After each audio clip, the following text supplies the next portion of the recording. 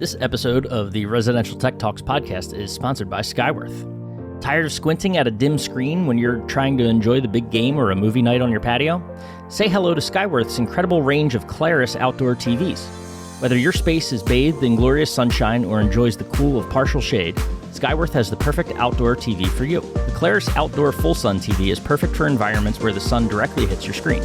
The ultra-bright mini LED display boasts an incredible 3,000 nits of brightness, cutting through the glare and delivering vibrant 4K HDR picture quality that pops, even on the brightest days. Plus, with an IP66 rating, it's completely dust-tight and protected against powerful streams of water, which means you can clean it with any hose.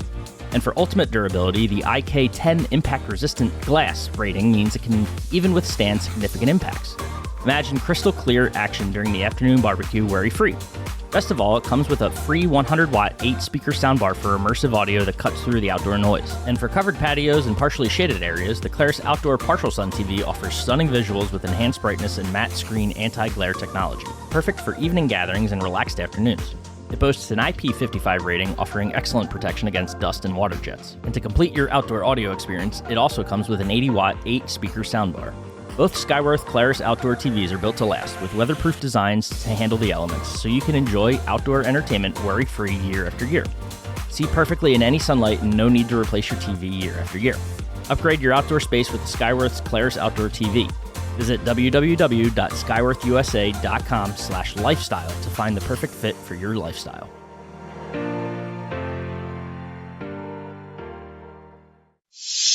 Skyworth. Residential Tech Talks, lighting specialist to residential tech. Smart house.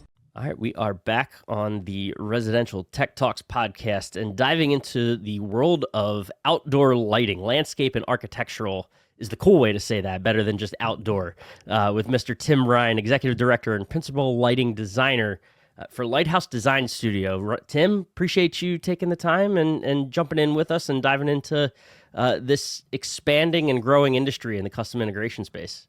Yeah, it's my pleasure. Thanks so much for having me on. Yeah, so before we get into it and your new connection with the CEDIA channel, I want to ask you just about yourself. Tell us a little bit about your background, career path, and what brought you to Lighthouse over there. Yeah, wow, that's a long and sordid story, but yeah, I'll give you We got time. The time tour.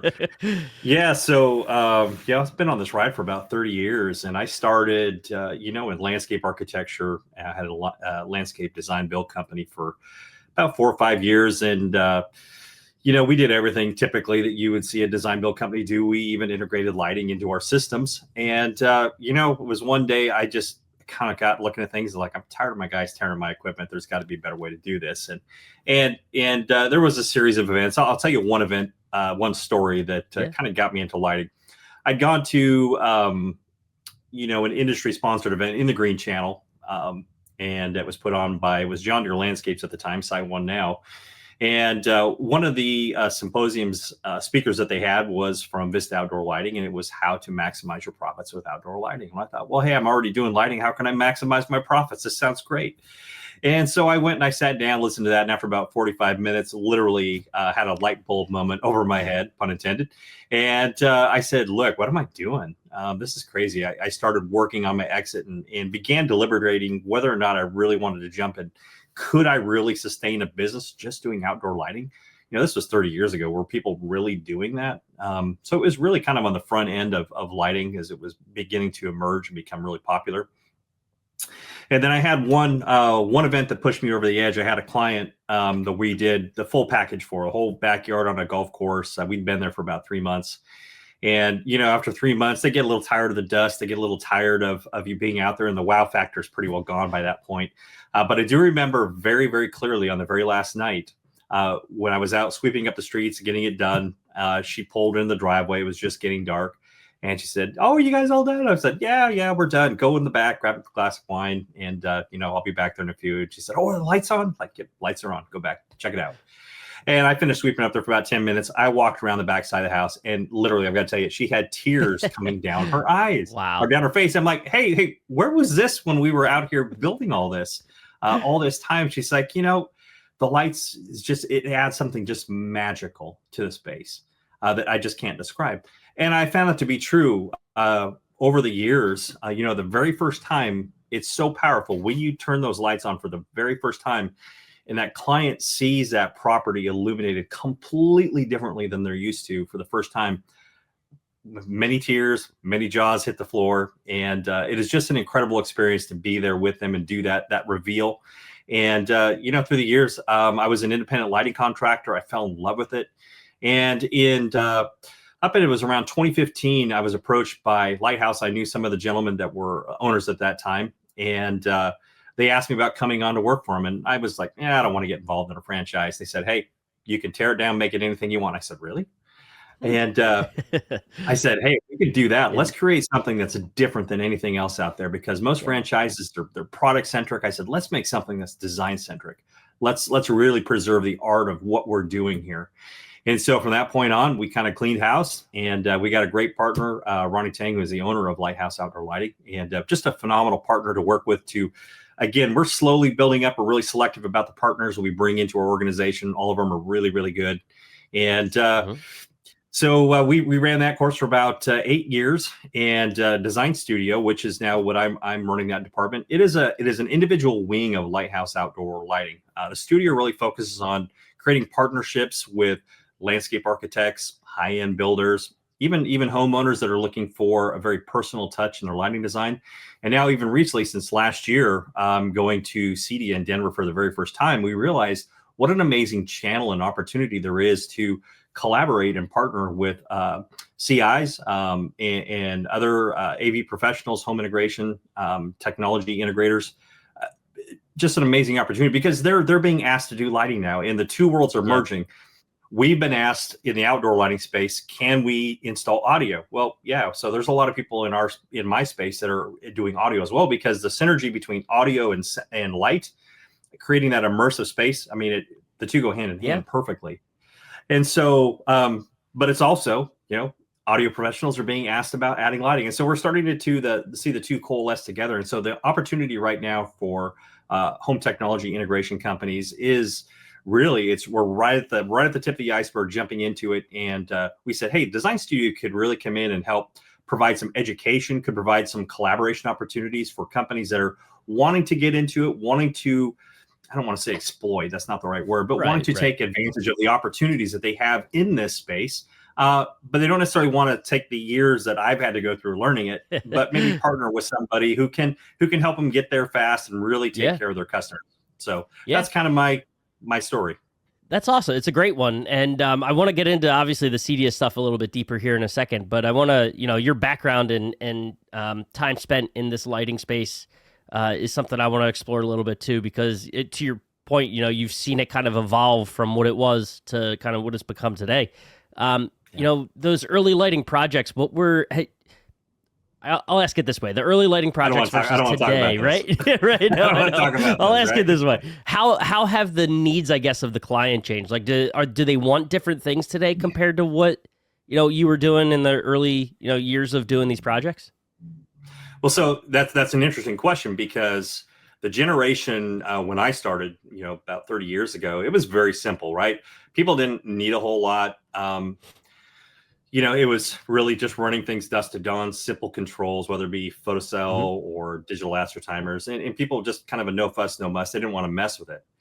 But the newer generation of people, the younger growing up, there's a couple factors that are contributing to that. One, I think people now are a little bit more aware of the responsiveness of controls in their living environment, wanting to have their home react to them and the way they live and the way they use their spaces. So I think that's become a determining factor. And then we also have some environmental factors that are a consideration. So we have dark sky initiatives that are popping up around the country.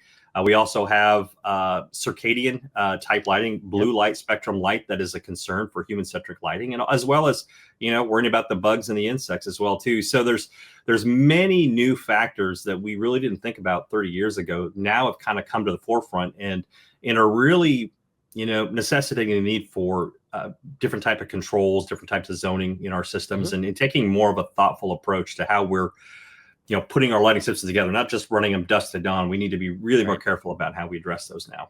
Yeah. And too, I have to imagine, that has the technology behind them advanced and evolved as a result of some of that, or what?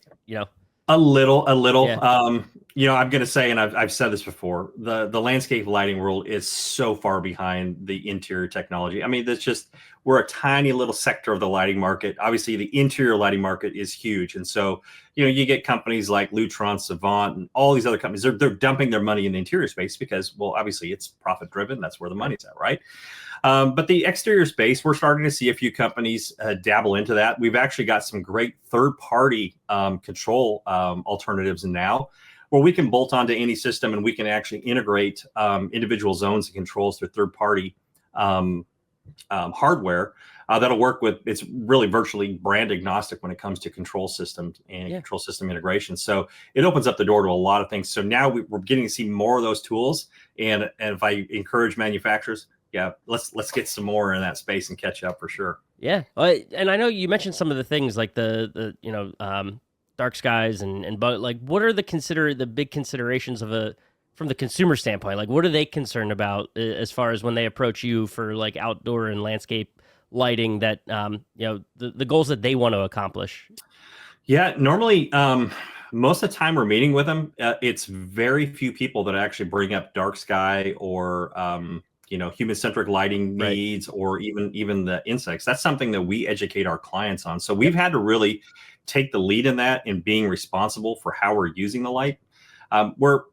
Clients, they just don't care. They want their home to be pretty. They want their property to look good and amazing. That's really, at the end of the day, that's what they care about. But the reliance falls on us as the design professionals to be able to bring those things to the forefront. We have to lead by example to make people aware of those. Now, dark sky, I've got a contention. I've been doing some studies, gathering data, and doing some drone work. And what I'm trying to do is we're trying to write some different ordinances or supplements to ordinance for cities and municipalities, HOAs, because there's a fundamental misunderstanding about the effects of lighting and the types of lighting sources that contribute to dark sky or light pollution. And it's primarily found in the commercial sector, high output luminaires. If you really study the inverse square law of light, you look at some of my videos on flyovers and drones and low voltage lighting areas, it's really laughable.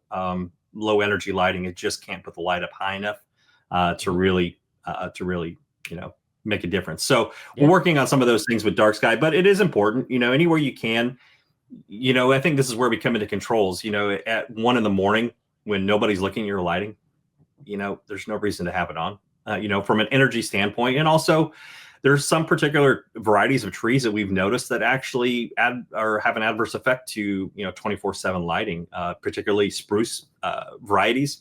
We'll see them defoliate if they're illuminated too much. So it's okay. Let them have a rest. They need to sleep too. They're biological entities out there in the forest, and then they need some sleep as well too. So just understanding when to shut things off, when to keep maybe security zones around a house, because lighting. We look at the 4 pillars of lighting. Every design, and if I'm rambling on, you can stop me. But, no, you're good. I like this. When we look at lighting, when we go out to design, it really encompasses 4 pillars. And really the number one thing we're looking at is safety, right? We got to make it safe, people walking around, especially guests, stairs, elevation changes, transition zones. Second is security. And one thing that we do with security, we do it so much better than the line voltage guys. For example, if you typically see up on the house, you'll see a couple of floodlights up in the corners that they'll typically have, and they're flooding out into the yard. And I've always chuckled and I said, if these are security lights, who are you trying to see? The guy that's out there in the bushes, a quarter mile away, or the guy that's by your window that the light has passed by that's hiding underneath your window? They're really ineffective. And so what we do is we actually will illuminate around those the architecture spaces, the doors and windows, and that's what we consider architectural uplighting. It's beautiful, it's elegant, it's warm. Everybody wants it in America, except for some reason they seem to like it. But it actually provides passive security in that nighttime environment. So it's eliminating those hiding spaces. And for security cameras, if you're installing cameras, what we're doing is we're actually bringing the contrast levels of light down so your cameras can actually see better. Right. When you have areas of really, really bright and really, really dark, you have those broad contrast areas. So bringing those down to much lower levels helps the camera see much better into the dark. In fact, they did this at the White House years ago. They got rid of all the high intensity lights and eliminated them. So And the last two pillars, obviously aesthetics and usability, obviously using these spaces. I mean, those are really the four pillars of outdoor lighting. So every design incorporates them. I like that because and the reason I asked that question at the top to begin with is because it shows that, the consumer has a mindset of, like exactly like you said, I want my house to look pretty. Right. Right. Exactly. But you as an industry, much like when it comes to inside the home and as we're expanding outside from a custom integration space, like these are the types of things you're the expert and you have the ability then to go to that consumer and say, yes, I know you want your house to look pretty. I know you want your audio to just work in every room. Here are the other things to consider, and just establishes you as that thought leader for them, that expert that they can rely on, and just also goes to show just you're not too different, right, from the guys that are in this space and how you have to work with a client. So I'm glad you dove that deep into it and showcased a little bit of that. Yeah, well, one of the things you're going to find in this industry, and I see it not only in the technology integration space. There's a fundamental misunderstanding about how to sell lighting or how to get to the point of really partnering with a client. It's like adversarial sales. People don't trust you when you walk in the door, right? They're going to lie to your face. They're never going to tell you the truth because they think you're just trying to extract money out of them. And really what you need to do is you need to partner with them, and they need to trust you. You have to build that rapport up front. And part of where that happens is in the schematic design up front, where we're doing conceptual design. So you're really trying to understand what are their needs, how are they going to use the space, what's the point of view you're going to look out into the yard, how are we going to build a luminous composition, how are we going to layer the light from level 1 to level 5, and how are we going to draw the eye through the space, and how's that going to look? Because honestly, when you think of it, you look at custom integration, you look at that technology side of things. It's custom, and it's not a one size fits all. You have one house and 3 different customers. You're going to come up with 3 different systems and 3 different ways you're going to arrange that for the client.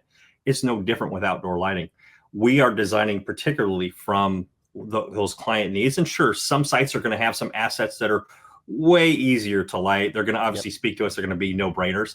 But we also have to consider that from a client's perspective and let them understand that we're on their side. We're trying to create something beautiful for them, and in that process. So not everybody does that. Not everybody does that. Right. Well, again, the connection there and just the seamlessness of what you're doing and how it relates to the CI side of things is awesome to see. And I think, to ask the question, I don't think I even need to now. Right? The decision to join CEDIA and be a member and really get involved and invested in this channel, I think it makes sense. But I want to give you the chance to dive into that decision a little bit and how you guys came about making it. And I know you're just a few months into it. You were at CEDIA in this past September, but now as a member, and we'll get to the Tech and Business Summits too that you've been a part of. But just talk about that decision to invest yourself in this channel.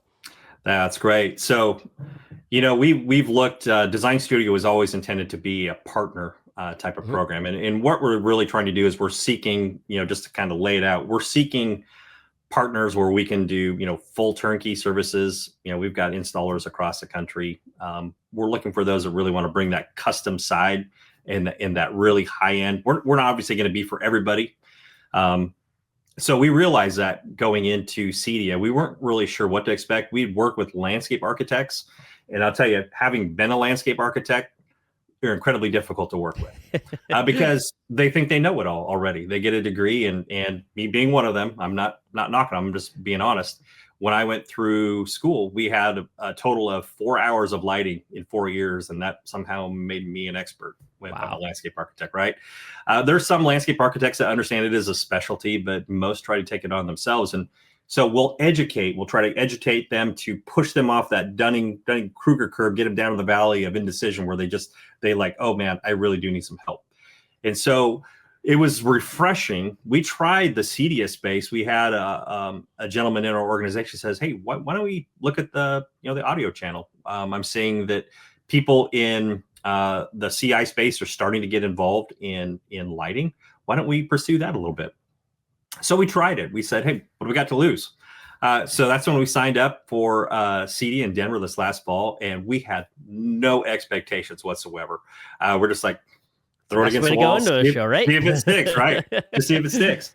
And it was, I have to tell you, it was so refreshing to be able to talk to professionals, guys that are really working at an extremely high level, that don't think they know it all, that are like, yeah, I would love to learn more. I don't know this. I don't know the outdoor lighting space. It's foreign to me. It's like the moon.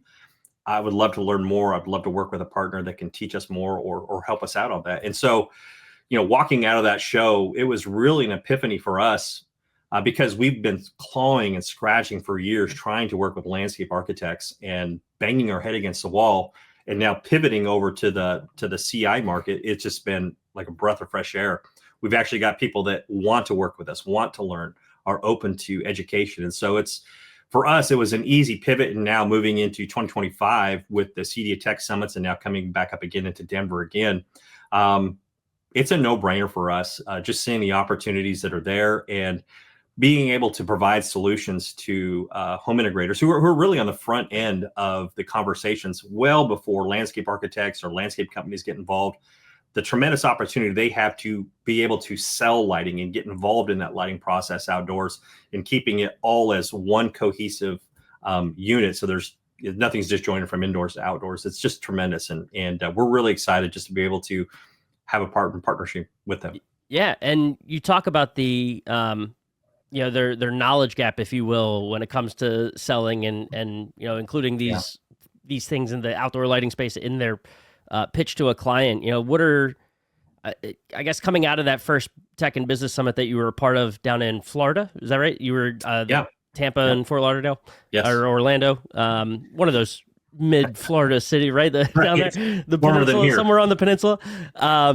So the gap in knowledge of how to pitch, like, where does the community stand? How did you find their sort of awareness of it, or the work to be done, I guess? Yeah, so that's another great question, and that's what really led me to that talk. So the first talk we brought out was how to sell lighting to your AV clients. And this was born out of some conversation I'd had with some CI professionals and distributors who have dealers in specific locations that are repping a line of products, have big quotes out there that are multiple six-figure projects in lighting alone, but they're stalled. They can't sell them. And really what this falls down to, it's not only in the CI channel, but it's also in my channel, in just specifically the outdoor lighting industry, is there's a misunderstanding about how to sell large projects. And really what it comes down to, what I mentioned earlier, it's in the schematic design phase. If you look at the 4 phases of lighting design schematic, it's the conceptual phase up front. What most guys are doing is, and this is the traditional line, is they'll understand from a client, hey, I want lighting. Great. Where do you want it? You want it outside? There. Great. I got a landscape plan. I'm going to send it off to the manufacturer, the lighting manufacturer. They're going to put together a free design for me. It's going to come back. Great service. But when I get this design back, is this really what the client asked for? Am I going to be subverting expectations? I put the quote together, I send it over to him, and it's crickets, right? As long as the customer has all these question marks on top of their mind, they're never going to buy a project because they don't know what they're getting. Is this person able to install that? Do you have the receipts? Have you done these types of projects before? Can you show me images of different projects you've done? Are you an award-winning lighting designer? What? Tell me about this. Yeah. And how do I know that this addresses all the needs? You really didn't listen to them in the upfront process. So it's more than just getting a free design and putting a proposal together and sending it out. Sorry, I'm talking quickly. It's really the key. All the selling is done in the upfront conceptual process, because you are understanding the why of lighting, why that individual wants lighting, where they're going to be applying it, what the scope of that lighting needs to be. Upfront, you have to talk about budgets. If you don't talk about budgets upfront on that first meeting, you're absolutely wasting your time and you're setting yourself up for failure, because you will sticker shock that client because they have no idea what this costs. So you got to talk about that upfront. And then moving into, design development, you're obviously moving that scope down closer into what they need. So by the time you get to sending the quote out and putting it in front of them, it's just a matter of them just signing it. You've already talked about budgets. They already know what it is. There's no surprises, and it's just a formality to sign the contract and get it in. So that's where we saw that, we can come in as a partner on the front end, because we've won, multiple awards in lighting, and we've got the visual assets to be able to help our partners sell and get through that process and really kind of overcome that hump and sell more of those products. Yeah. And that's something you mentioned, the the experience there. We should have mentioned that up front. Lighthouse had, was it 50,000 projects and installations that you've been involved in? So I think you've been around the block a little bit since 2001. The company, a couple times, you know, a few times putting some lights in these homes. So I think you have an understanding of, you know, what you're doing. Yeah, for sure. Yeah, and it's you know, you keep learning, and even me at 30 years, I'm still learning because new products, new technologies, we have to stay up on these things. And with new technologies and new products that are coming to the market that we're seeing manufacturers bring, we have to learn new ways to integrate these products into these designs. But it also opens up doors of opportunity that we never had before. So we're always learning. We're always evaluating, saying, you know, breaking down our projects, looking at them, going, okay, what could we have done better? Where did we fail? How could we improve? And just, you never stop. Even all the veterans on our team, we never stop evaluating what we're doing and going back and trying to improve. So yeah. So coming out of that first Tech and Business Summit and those classes, you know, what was the feedback from those in attendance? What did you learn? And then I know you got a couple more coming up here. You know, will it evolve the message or how you talk to them? Yeah, so it you know, it evolved a little bit from the first, you know, we were in Tuesday Fort Lauderdale. to Thursday? Yeah, it evolved a little bit. So just getting some of the reactions. So it was well attended. We were really encouraged by the attendance. I think there's a lot of interest that has been generated in the outdoor lighting space. And so we're hitting it at about the right time, I believe. But as we were going through the process of, hey, is this your typical process, what you're seeing now, why you're not seeing great results? And just a lot of nodding heads, acknowledgement, understanding, like, yeah, okay, I understand, you're talking to me now. This is exactly what I'm up against. And so talking through some of those solutions, and I think at the end of it, just letting them see, you know, the process in more detail. How do I get to that level where I can actually sell more if I'm going to do this on my own? Or, man, maybe I just need a partner to help me get this. So I think it was very illuminating. A lot of lighting references. Man, you know, puns are intended in this type of episode. I promise. we get all kinds, right? It's allowed. That's right.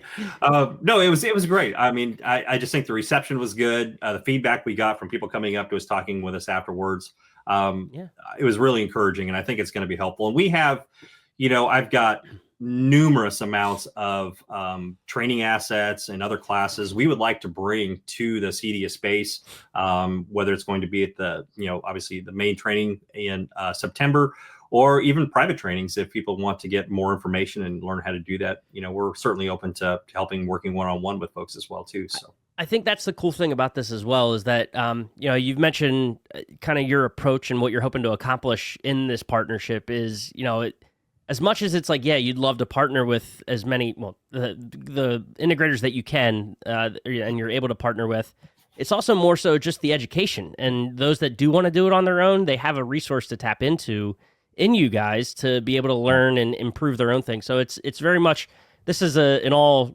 you know, high tide rises all ships type situation.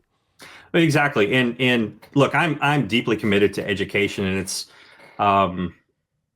I love what we do is an art. When 2008, when LEDs came out, before that, prior to that, this was really kind of managing voltage drop, understanding you have a really narrow voltage window you had to operate in incandescent lights. And so you didn't have a lot of guys getting into it. It's like, man, I don't want to deal with it. Right. And so you had a cadre of guys in the lighting industry that were really true artists. And the bar of expectation was really high. Once LEDs came out, it made it incredibly easy. The voltage window opened up. Everybody and their dog was installing lights, and you had the online commodities. Everybody's getting involved. And so that bar of expectation, it just got buried 10 feet down in the dirt.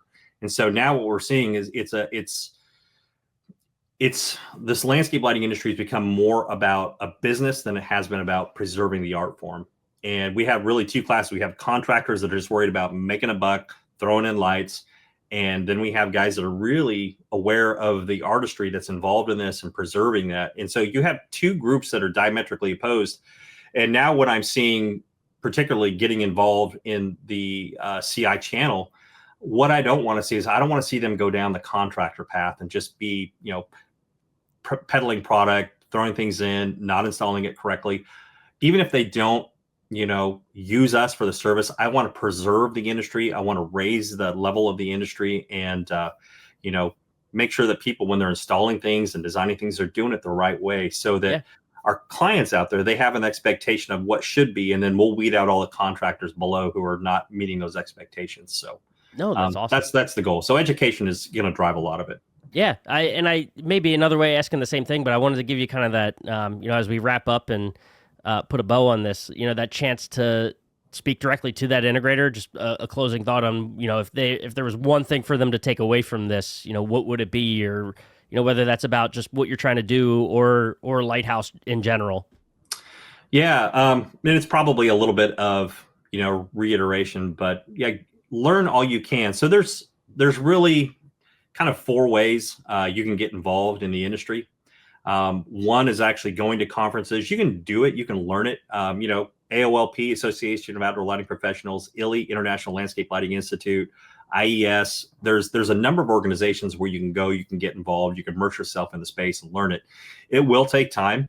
Another way, obviously, through trial and error, getting out, playing with the fixtures. That can be, got to be careful with that, because if you do something wrong and your company has a good reputation, you don't want to stain it. So just be careful with that. Obviously, the 2 preferred methods I would recommend are, obviously, we have for home integration companies that are looking to maybe just add a bolt-on service. Lighthouse, we have a franchise where we've got a number of big landscape teams. We've got home integration companies now that are looking at that side of our business to where they're just simply bolting that on as a separate business entity that they can run all their outdoor lighting through, and even their audio potentially if they wanted to. But the thing about the franchise, you get all the training, you get all the design studio support, that's all included. So you get all of our assets. So it makes the journey much easier to get there.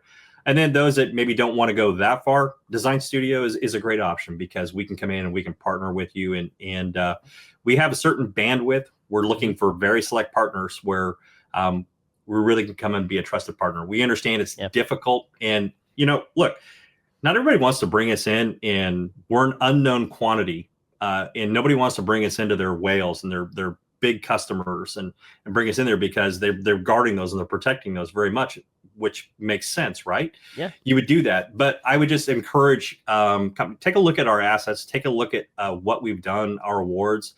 We've proven ourselves in the industry. We bring the receipts, and I can guarantee you will not be disappointed when you bring us in on your projects to help you out. Our goal is, we don't care if they see us. We want to make you guys the heroes. Yeah, and at the end of the day, have everyone be like that client of yours with the tears streaming down their face. Exactly. Lighting is powerful. Lighting is powerful. Oh, that's awesome, Tim. This was a great time, great chat. Appreciate you taking the time to hop on with us and dive into this and share a little bit about Lighthouse. It was one of I don't think this was our only conversation. I think we'll be talking down the road. So I appreciate you taking the time and sharing it all with us. Yeah, so very thankful for the opportunity, and anytime. I'm happy to jump on and always talk lights. Cool. We'll catch up again soon. All right. Thank you. If you enjoyed this episode of the Residential Tech Talks podcast, please subscribe to us on the platform you're listening on. Also, be sure to follow Residential Tech Today on social media and subscribe to our YouTube channel. Residential Tech Talks, lighting specialist to architects, to Home automation, smart device, home or smart house.